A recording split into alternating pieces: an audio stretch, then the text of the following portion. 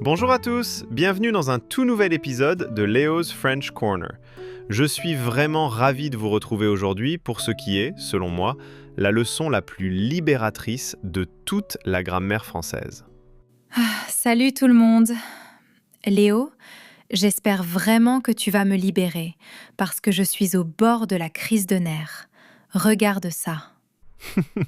Qu'est-ce que c'est que cette énorme pile de papier? On dirait une encyclopédie. Ce sont mes fiches de conjugaison. J'ai passé tout le week-end à essayer d'apprendre le futur simple et le passé composé.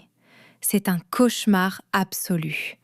Il y a des terminaisons différentes pour je, pour tu, pour nous, et puis il y a les verbes irréguliers.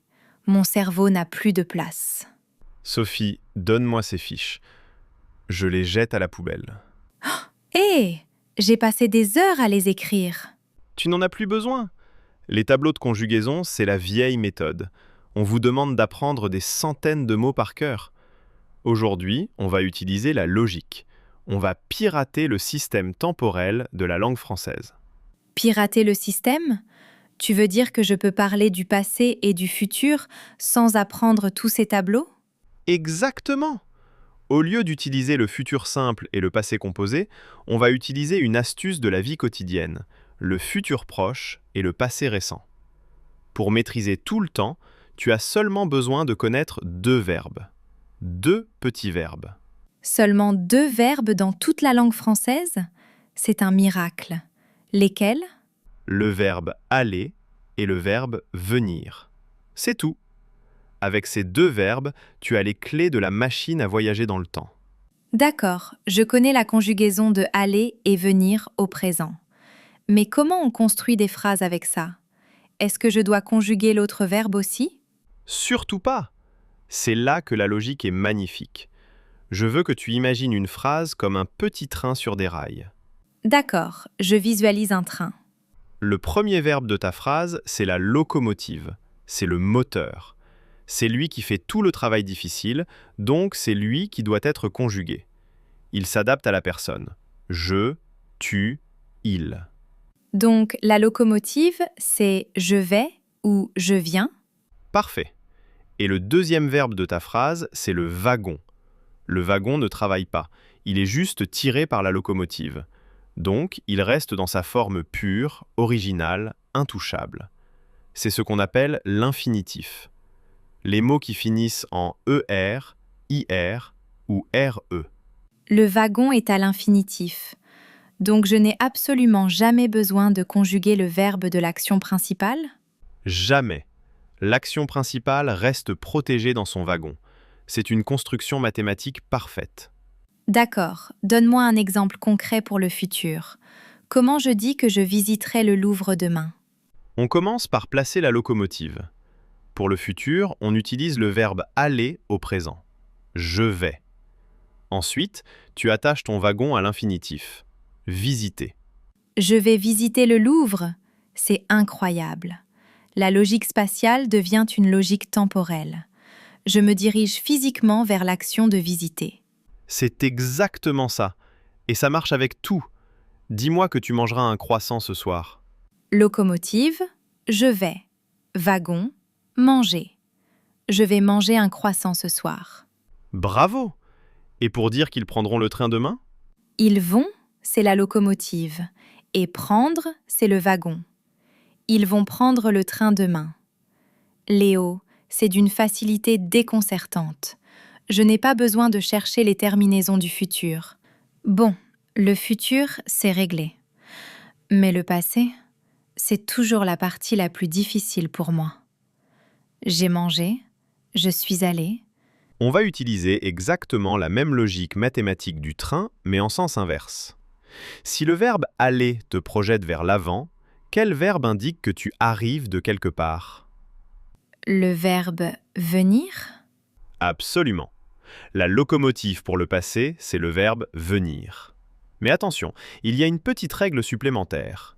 Tu dois attacher le wagon avec un connecteur logique, la préposition de. Venir de. Pourquoi on met de? Pense à la provenance spatiale.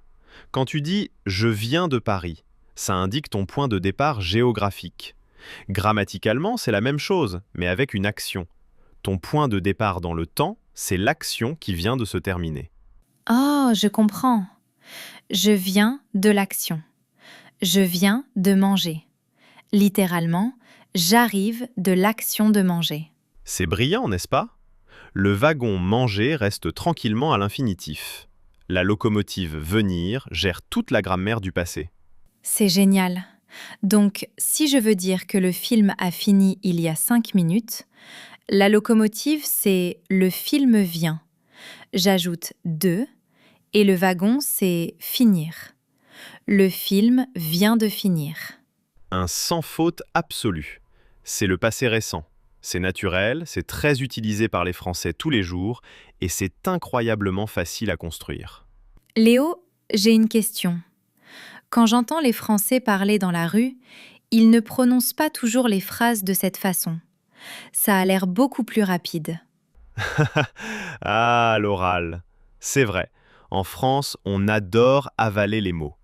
Mais la structure du train reste exactement la même. C'est juste la locomotive qui roule plus vite. Comment ça? Fais-moi entendre. Au lieu de dire clairement « je vais manger », un Français dans un café dira « je vais manger » ou même « je vais me promener ». Le « je » et le « vais » fusionnent. Je vais manger. C'est vrai, ça sonne beaucoup plus local. Et pour le passé? C'est encore plus drôle. « Je viens de finir » devient « je viens de finir ». Le « je » perd son « e » et la préposition « de » perd aussi son « e ». Je viens de finir. Je viens de finir mon verre de vin. J'ai l'impression d'être née à Paris quand je dis ça. Attends Léo, tout ça est trop parfait. Il doit y avoir un piège avec cette histoire de train. Qu'est-ce qui se passe quand je veux utiliser la négation? Le fameux « ne pas ». Où est-ce que je le mets? Très bonne question. Beaucoup d'étudiants paniquent et mettent la négation partout. Mais la règle est stricte. La négation en français, c'est comme un sandwich. Et ce sandwich doit entourer uniquement le verbe qui travaille. Le verbe qui travaille. Donc la locomotive. Exactement. La négation encadre seulement le verbe conjugué. L'infinitif, le wagon, est totalement protégé. Il reste toujours en dehors du sandwich. Donc, si je veux dire que je ne vais pas manger, la locomotive c'est « vais », donc le sandwich se met autour. Je ne vais pas manger. Parfait. Je ne vais pas manger. La logique grammaticale est respectée. Et pour le passé? La locomotive c'est « viens », donc je ne viens pas de manger. C'est ça. Tu as officiellement dompté toute la grammaire de base sans apprendre une seule terminaison complexe. Bien, Sophie, c'est l'heure de vérité. On va tester ta maîtrise du temps dans notre grande simulation. Je suis le chef d'un grand restaurant parisien. Tu es ma cliente la plus fidèle. Prête? Je suis prête. J'ai ma locomotive, mon wagon et mon sandwich négatif en tête. Vas-y. Bonsoir, madame. C'est un grand plaisir de vous revoir dans notre établissement. J'espère que vous avez passé une bonne journée. Bonsoir, chef. Oui, une excellente journée. Je viens de visiter le musée d'Orsay avec une amie. C'était magnifique. Un excellent choix de musée. Le passé récent est parfaitement exécuté. Et maintenant, est-ce que vous allez prendre notre fameux menu dégustation? Non, je n'ai pas très faim. Je ne vais pas prendre le menu dégustation. Je vais commander juste un plat principal. Très bien, la négation est parfaite.